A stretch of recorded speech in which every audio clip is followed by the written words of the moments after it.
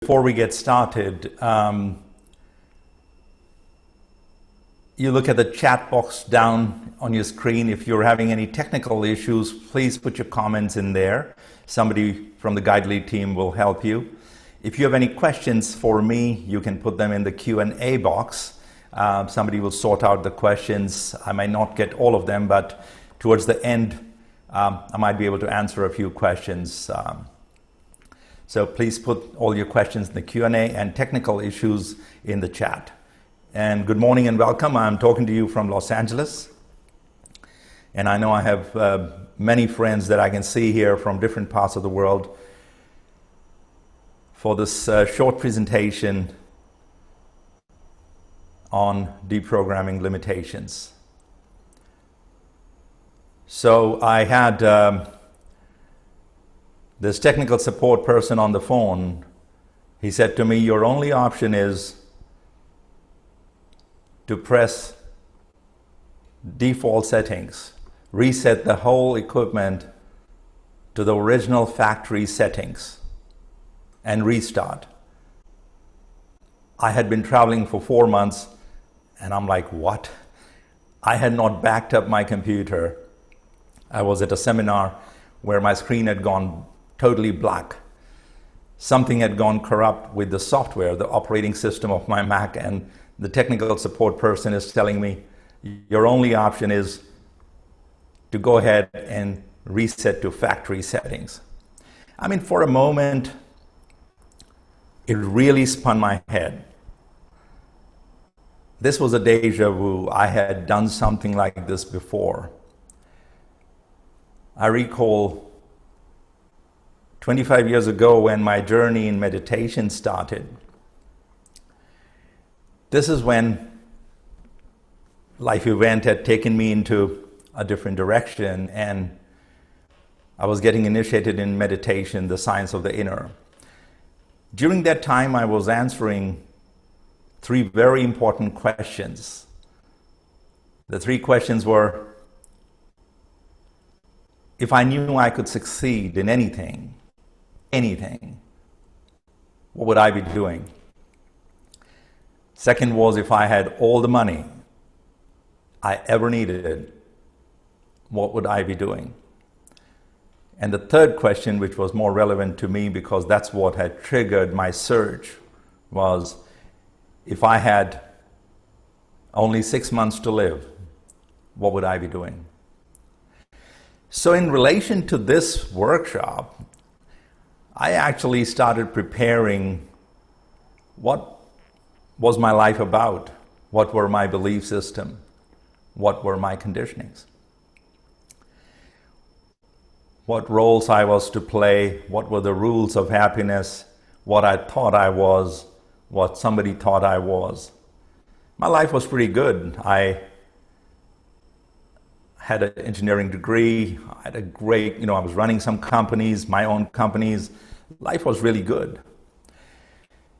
But when I really looked at the list, I remember it so vividly. I had 37 items on that list, 37.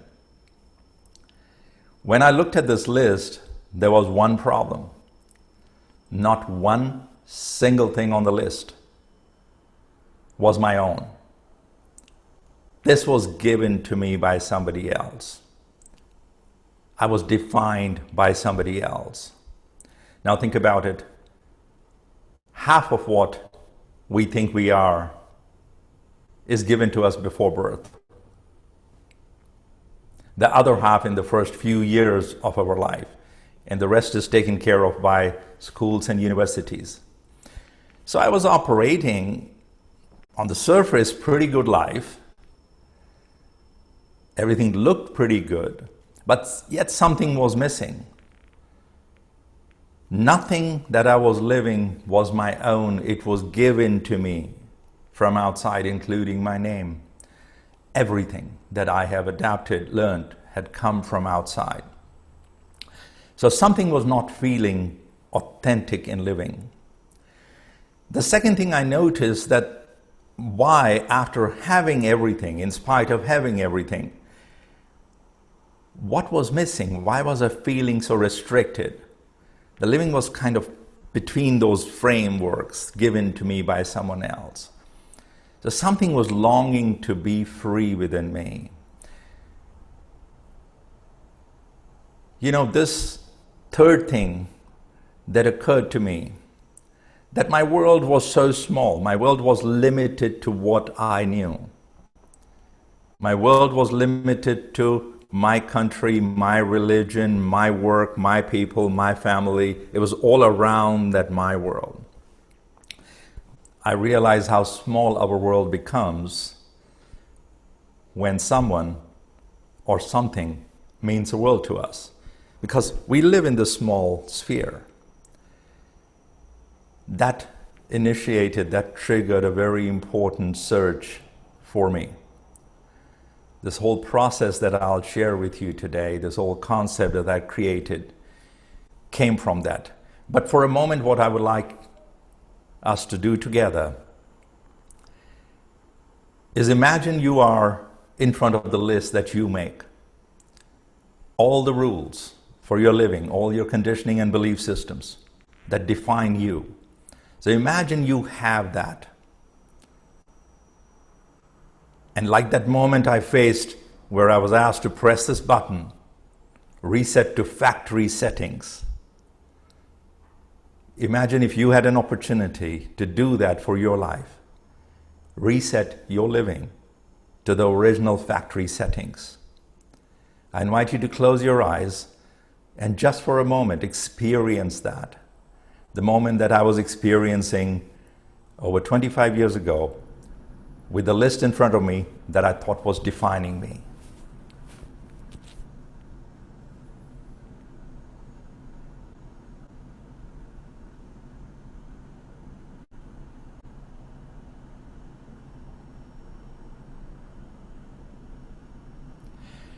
Pretty scary feeling. I experienced this while doing this for a computer that was going to erase my 4 months of data. Now, of course, it's pretty scary when we try to do that with everything that we think about ourselves to be true. Define that this is who I am. But yet, this is the beginning. This is the beginning of authentic, boundless, and connected living. Now, everything that I'm going to share with you, this process I have created after traveling around the world for over 20 years, collecting what worked for me and what is working for people. I noticed that there was a split. There were a lot of programs out there that worked on the body. There were a lot of programs that worked with breath and trauma healing and meditation as a different thing. But nothing existed that really integrated the whole process, because we are an integrated whole. The body, mind, being, our heart. There was nothing out there that was really working on integrating the power of all four, because fixing one or dealing with one doesn't change the other.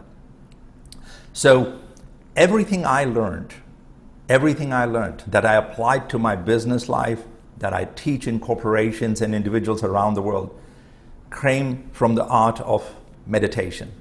Everything I have learned, I learned through meditation, and what I'm going to share with you today. And there is a reason why it was very important for me to integrate this whole process. The body, the breath, release of the trauma, healing of the trauma, the unconscious mind, and why it's important to work on all four together. Ever since we are born, when we experience any trauma, the body can only handle so much of it. So the body holds this trauma in the muscular system. The body holds this trauma at the cellular level. There's only so much stress and trauma we can handle. So as kids, when we experience that, all these muscles become tight. The body becomes very tight and limited. And then throughout the life, body is looking for emotions as a vehicle to release this.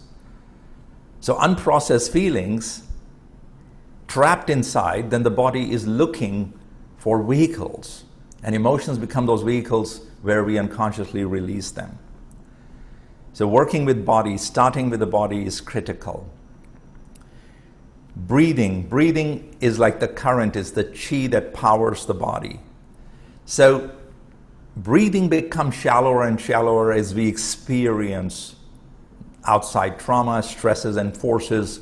Majority of the issues in the body are created due to shallow and improper breathing. The chemical imbalance in the body changes.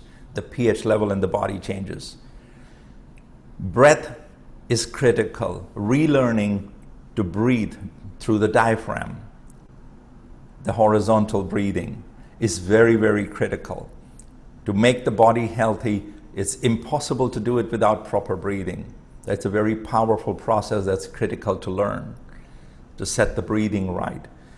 Now, releasing the three basic traumas that we hold in the body, the fear, guilt, and shame. What that does is, if we don't work with that, constantly there is a split between us. We repress these feelings. We present another projection to the world. So constantly there is a split between who we are presenting ourselves to be and who we really are inside. This split gets deeper and deeper. One, it is not ours. Two, the fear, guilt, and shame prevent us to really accept ourselves as we are. Without accepting ourselves, it is impossible for others to accept us. Without truly loving us the way we are, it's impossible for the other to love us. So, very, very important to work with these three emotions, to release them. Very, very important. Now, without that, we are constantly on guard. So when we are little, when we experience that, a big part of our energy becomes our defender. A big part of our energy is constantly on guard. It's looking for something similar so that it doesn't happen again, so it can protect us. So we are constantly in a defense mode. You might have noticed at times what we do is we jump as soon as we notice something. It might be true or not. But because this God's responsibility is to protect us, without our permission, it's behind us all the time. It is constantly looking. It is constantly looking for that danger and creating a coping mechanism to protect us. This, in my understanding, becomes a very, very big cause of why we are in stress mode all the time. Unless the body learns to relax around people, unless we learn to relax, meditation is not possible. Authentic connections are not possible. So this guard, this defense mechanism has to drop. The last thing that is important, and I learned through the science of clinical hypnosis that I learned over 25 years ago and I teach around the world also, is the power of the unconscious mind. Now, the conscious mind knows everything. Conscious mind basically knows what is right, what is wrong, what I should do, what I should not do. The problem is when we are faced with a situation, the unconscious takes over because there is so much repressed in there. So unless the power of the unconscious becomes our friend, it is impossible to make any change. Because conscious mind is 10% of our energy. Unconscious is 90% of the energy. So without the force and power of the unconscious mind, it is impossible to make any change. We make the decision in the morning that we will get up tomorrow morning to get to the gym or start our meditation practice. Somebody switches off the alarm in the morning. These are two different people. This is the conscious and the unconscious mind at work. So very, very important to take care of that. So all the accumulated trauma in the body, the incorrect way of breathing, the release of these three very powerful emotions that constantly put us on defense, the fear, guilt, and shame, and then the unconscious mind. through my personal practice, through what I understood by this contemporary mystic Osho and his active meditations, changed my life. So the process is designed, what I learned through meditations, what I'm about to share with you. You can apply it to your meditation practice, you can apply it to your real life. The first and the most important thing to remember here is that we are so addicted to the known. We want to operate within the known. Nothing wrong with it, but this known and these boundaries are given to us by somebody else. You think about how quickly we get addicted to the known. If you start eating applesauce as a very little baby, a month-old baby, and a few days later, if your mama gives you carrot sauce, you don't like it. The flavor of ice cream, we start eating this flavor, the other flavor doesn't taste good. We start a certain style of clothing, any other. So whatever is unfamiliar becomes very difficult for us to adapt.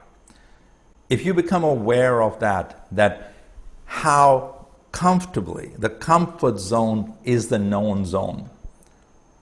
Life begins when we break that, and mind will continuously choose the known over the fear of the unknown. This insight gave me the courage to break this known boundaries. So whatever is unfamiliar. So I'll tell you how this started for me.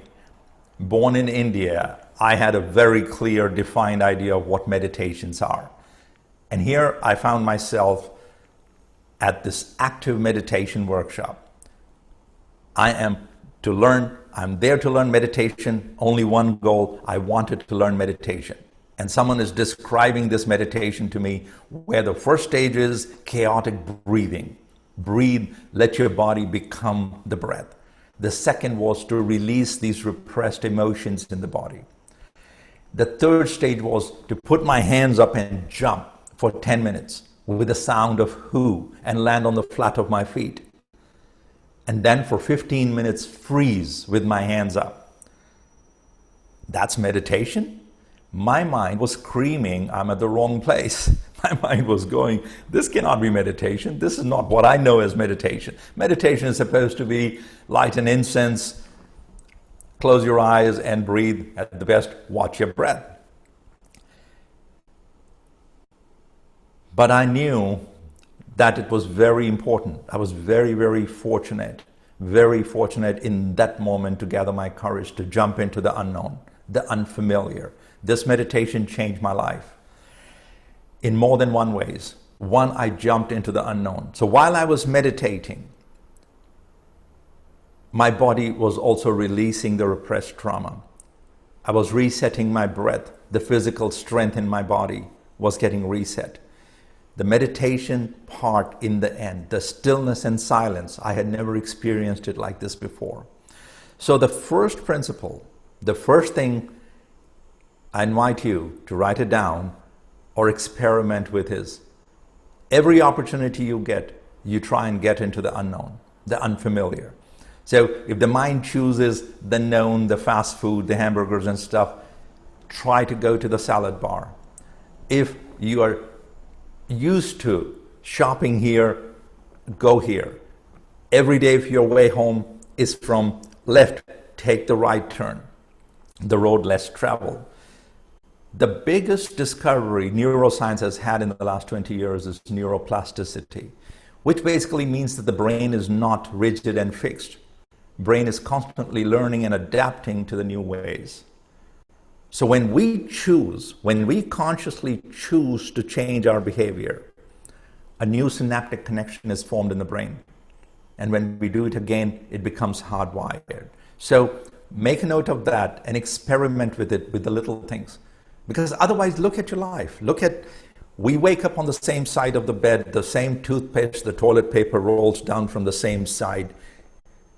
Mostly same breakfast, the same road to work, the same coffee at work. A little different now, nobody's going to work due to COVID. But it's a set of routine. It's a set of robotic behavior. That's what artificial intelligence is all about, when they're able to predict the behavior. So we, in some ways, have become robots. Behavior is very predictable. Something doesn't work, it presses a button in us and we explode. So that's the first thing. Make yourself familiar with the unfamiliar. Choose the unknown.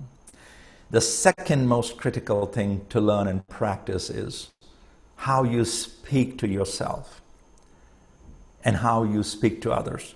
Everything begins with a thought. Thought becomes our words become our actions becomes our reality becomes our personal reality. So everything begins with a thought. We are processing 60 to 80,000 thoughts per day. That's a lot of thoughts. But here's the sad part. Majority of them, 90% of these thoughts are unconscious. 90% of these thoughts that we repeat to ourselves are self-limiting and unconscious. They are processing unfinished business from the past. They're projecting us into the future, something that hasn't happened. We are planning, we're thinking for the future. What that does is it misses the station in between. No train, no flight stops here. But all roads from past to future have to pass through this present moment. This present moment is very, very small and narrow. So unless we learn to have this train or flight land into the present moment, it's literally impossible to make any change. Now, if you have ever wondered why you should meditate, meditation is all about this. Meditation is all about learning to be in the present moment, learning to be present where the body is. So when you learn that art, that becomes the starting point of any change. This moment, here and now. Coming back to thoughts. The language we speak to ourselves is critical. So if we are constantly talking to ourselves in self-limiting thoughts, for example, I want to create a brand, I want to write a book. There are 8 voices that jump in my head. Who's going to read your book? There are millions of books out there. Why would somebody read your book? Who do you think you are? I am not enough. Who do I think I am? The 2 most limiting things. That I am not enough. I'm not good enough. Who do I think I am? These 2 are the most limiting questions. So in spite of that, the key is to acknowledge these negative thoughts. And in spite of that, make the action and say, I choose to do this. I'm aware of the fear. I'm aware of my limiting thoughts, but yet I choose to. So when we make a choice, we fire our brain in a new way. Remember this one, that every time you choose, you will make a new synaptic connection in your brain. Every time. And very, very quickly, in short 4 days, this can start becoming hardwired in the brain. So you acknowledge the limitations. Yes, the road less traveled is fearful. The road less traveled is lonely. It's difficult. Become aware of that. And then add that in spite of that, I choose to. I'm going to love it. I choose to. I'm going to make this change. And do it anyway. Because courage is not absence of fear. Courage is walking in spite of the fear. So that's the second thing. Make note of your thoughts. Now, once you start speaking to yourself this way, you'll be surprised. The mind is designed. The mind is designed to deliver what we are telling the mind. If I tell my mind that I'm afraid of somebody in school, my teacher, another colleague, my mind will immediately manifest pain in my stomach. A kid who's afraid of somebody in school will get a stomachache in the morning, would not go to school. So what we tell our mind basically is our best friend, if not a servant. It delivers what we see. So if I'm driving to work and every day driving to work, I'm saying this is hell, this traffic is hell, I hate it, I hate waking up so early, what is the mind going to do? Mind is not going to be able to change the traffic for you. Mind is not going to change your working hours, but it will create problems at work. It is designed to deliver. It is designed to avoid pain for us. It is designed to give us pleasure and joy. So what it will do is it'll change our behavior at work. Something will go wrong at work. We end up losing our job. We end up losing friends. All because unconsciously every day we are speaking to our mind that I hate waking up, I hate the traffic. Changing thoughts is critical. Now the words we speak, constantly when we are speaking to our friends, our language is I hate, this is difficult, this is killing me, I'm dying, if this is altered in the same way, it's difficult, but I am doing it. I'm amazed how fine I'm able to cope with it. So you start shifting the focus to your skills, your ability to cope with it. So from your language to yourself to the language you speak to the others, you add that. So thoughts and words, then the action is naturally happening. We have a different force behind us. The third thing, and again, I will relate that to how I learned this from meditation. This meditation I was talking about is called the Osho Dynamic Meditation. It's a very difficult meditation. I mean, to breathe chaotically for 10 minutes, to release emotions for 10 minutes, and to jump with your hands up for 10 minutes, it's not easy. Now, most people around the world, and I teach this meditation, I train people to do this also. If you say that this is difficult meditation, this is not going to happen. It will not happen. There is no way for this to happen. So you acknowledged it. I said to myself, this is difficult, but I'm going to do it. This is difficult, but I love doing it. As you start to send this signal to your mind starts to respond that this has to be done. This has to be done. Mind has to become your best friend, not your opponent. It has to learn to deliver to you what you want. You just have to become clear and speak that language with your mind. So as I started to say to myself that it's difficult, but I'm going to do it. It's 6 o'clock in the morning. I have to wake up at 6 in the morning. It's difficult, but I'm choosing to do it. I will do it. So I started to use the same language with my friends, started to talk about this in the same way, that it's difficult, but I'm loving it. It's difficult, but I'm doing it. The third thing that is important, and you can apply everything I'm sharing in your life of meditation or in your life, because meditation is nothing but learning the skills for living our life in an amazing, joyful way. The third thing that is important is you got to do the most difficult thing, the most challenging thing that you're facing right now, whether it's at work, in your relationship, in your personal growth, which is meditation for me. You got to do it first thing in the morning. You got to do it first. This beautiful Zen story I had heard about the water pitcher, this professor brings this pitcher in the class and fills the pitcher with rocks to the brim. Is there any room left in this? And students say no, and he pours a jar of little pebbles. The jar is packed to the brim. Professor says, is there any room left here? Everyone says no. He pours a jar of sand in there. Sand shakes itself, settles in these small gaps. Is there any room here? Can I add anything more to this? He pours a glass of water. Water seeps in. But try and reverse the process. Fill the pitcher with water and try and put anything in it. What we do is we fill our day with what's convenient, what is familiar, what is known. The easy stuff. We always postpone the difficult thing for the end. You reverse the process. You take on the most difficult, the most important task first thing in the morning. Many, many amazing things begin to happen. One, the reward centers in the brain. As you achieve the most difficult task first, the brain kicks in the rewards. You receive the rewards. It releases the chemicals, the reward chemicals of achievement. Now you're already feeling like a winner. Now you're already feeling your tone, your body language will change.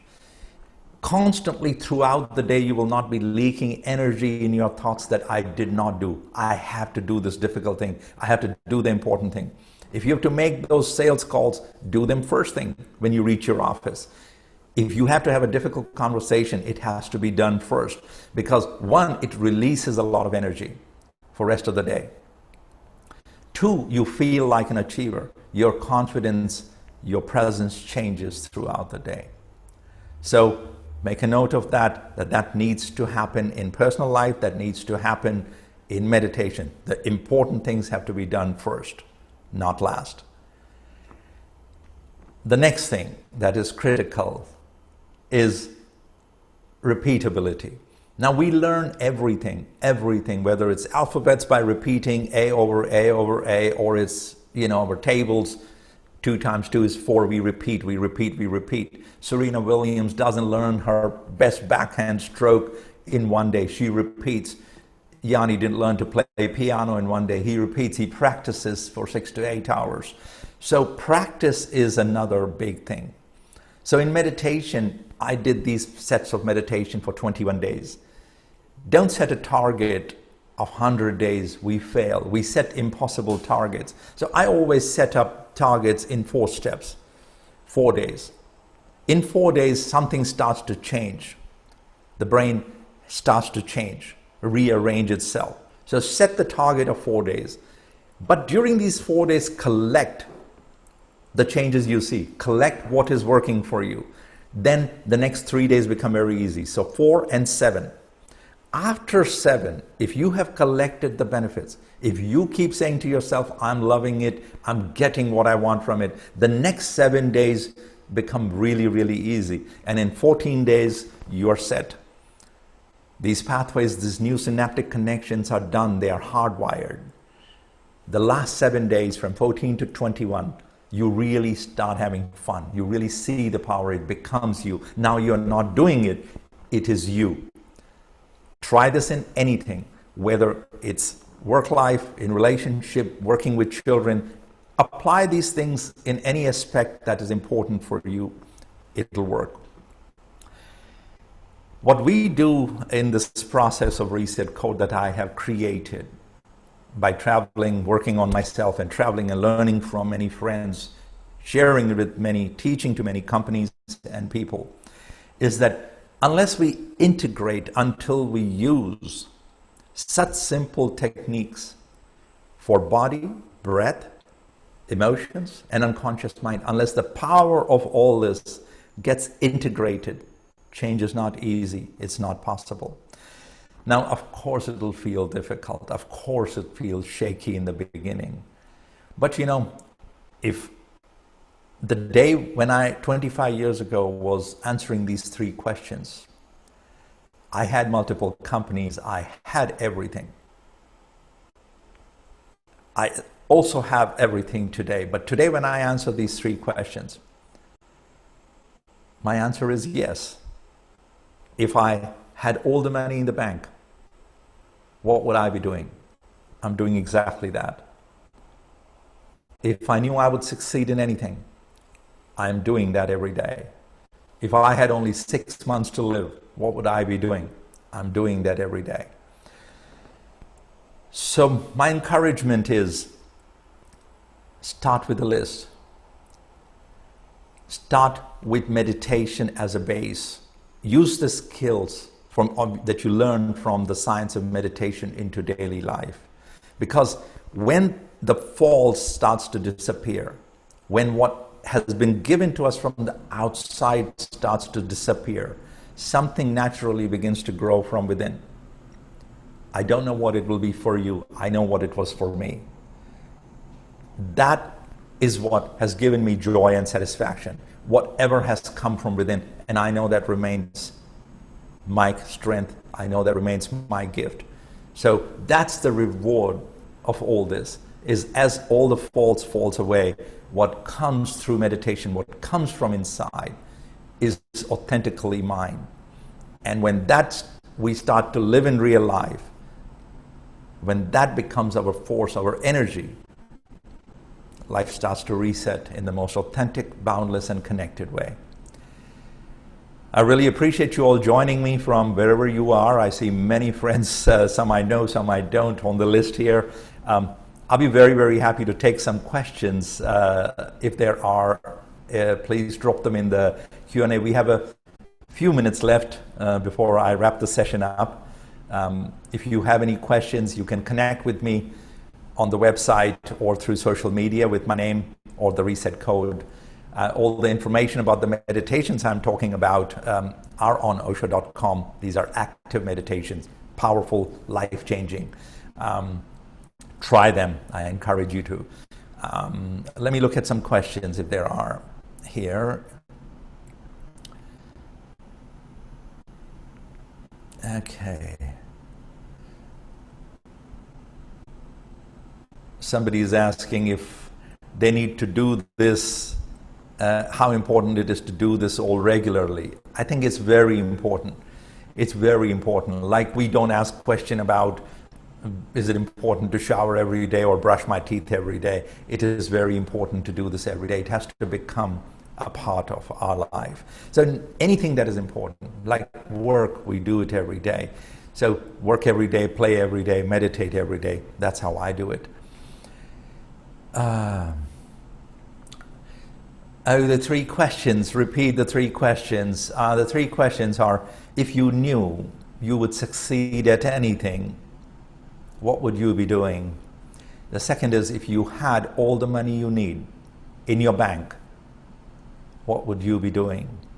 And the last one is, if you knew you only had 6 months to live, what would you be doing? Those are the three questions. Somebody is asking here.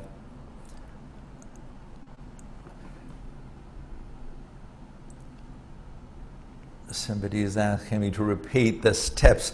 The steps are very simple. Choose the unknown. Step into the unknown. Acknowledge the difficulty in the change you want to make. Acknowledge the difficulty and add, I choose to do it anyway. I'm loving to do it anyway. I'm loving the change. I'm loving the results. So change the language you speak to yourself. Change your thoughts. Change the language you speak with others. Start speaking in terms of the results. Start speaking that I'm choosing to do it and I'm loving it. Do the most difficult things, the most important things that you want to do first thing in the morning. Lastly, repeat them. Repeat them consistently for 4, 7, 14, and 21 days. So those are the steps there. How long is the process and course? As I said, we work with the body, breath, trauma in the energy centers and the unconscious mind. It's an 8-week process. It depends on you.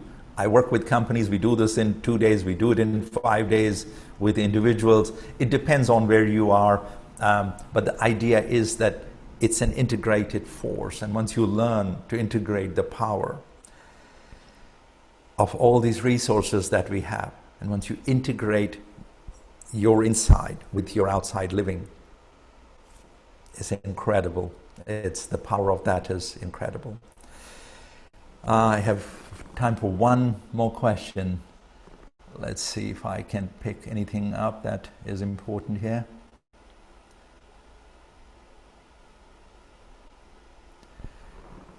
Okay, very good. Rest of the people want to connect, so connect with me on social media or through the website, the Reset Code. I thank you all for joining me. Really, really beautiful. And stay safe and keep living and loving and enjoying. Thank you very much.